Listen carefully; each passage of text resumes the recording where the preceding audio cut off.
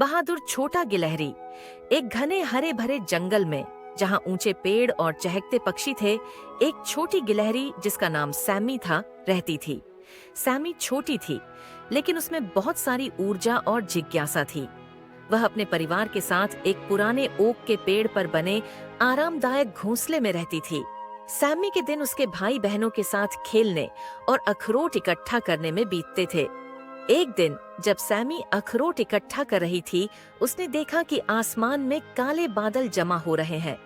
हवा तेज होने लगी और दूर से गरजने की आवाजें आने लगी। सैमी ने समझा कि एक बड़ा तूफान आने वाला है। बिना समय बर्बाद किए सैमी जल्दी से ओक के पेड़ की ओर भागी, ताकि अपने परिवार को चेतावनी दे सके। माँ, पिताजी, एक तूफान आ रहा है, हमें एक सुरक्षित स्थान ढूंढना होगा, उसने चिल्लाते हुए कहा। उसके माता पिता श्री और श्रीमती गिलहरी चिंतित दिखे।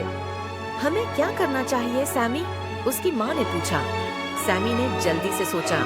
उसे अपने दादा द्वारा सुनाई गई कहानी याद आई, जिसमें जंगल के किनारे एक बड़े पत्थर के नीचे एक गुप्त बिल का जिक्र था। कहा जाता था कि यह तूफानों के दौरान एक सुरक्षित स्थान होता था। हमें बड़े पत्थर के नीचे वाले बिल में जाना चाहिए। ये सबसे सुरक्षित स्थान है जो हम ढूंढ सकते हैं, सैमी ने आत्मविश्वास से कहा। उसके माता पिता ने सैमी की समझदारी पर भरोसा किया। उन्होंने उसके भाई बहनों को इकट्ठा किया और हवा में झूलते पेड़ों और तेज हवा के बीच से रास्ता बनाते हुए बड़े पत्थर की ओर चल पड़े। यात्रा कठिन थी, शाखाएं टूट रही थीं और पत्तियां उड़ रही थीं, लेकिन सैमी ने रास्ता दिखाया, अपने परिवार को दृढ़ संकल्प के साथ मार्गदर्शन करते हुए। जैसे ही वे बड़े पत्थर के पास पहुंचे, बारिश जोरों से बरसने लगी। बिल का प्रवेश द्वार छोटा था, लेकिन सैमी पहले अंदर जाकर यह देखने के लिए दबकर घुसी कि क्या यह सुरक्षित है। अंदर सूखा और गर्म था। उसने जल्दी से अपने परिवार को अंदर बुलाया। छोटे से बिल ने भयंकर तूफान से बचाव किया। सैमी का परिवार एक दूसरे से चिपक कर बैठ गया, बाहर बारिश की आवाज और हवा के शोर को सुनते हुए। लेकिन उन्हें सुरक्षित महसूस हो रहा था, सैमी की समझदारी और बहादुरी के कारण। जब तूफान आखिरकार थम गया, जंगल में टूटी हुई शाखाओं और गिरे हुए पत्तों का ढेर लग गया था। जिस ओक के पेड़ में उनका घोंसला था, वह क्षतिग्रस्त हो गया था, लेकिन सैमी का परिवार सुरक्षित था।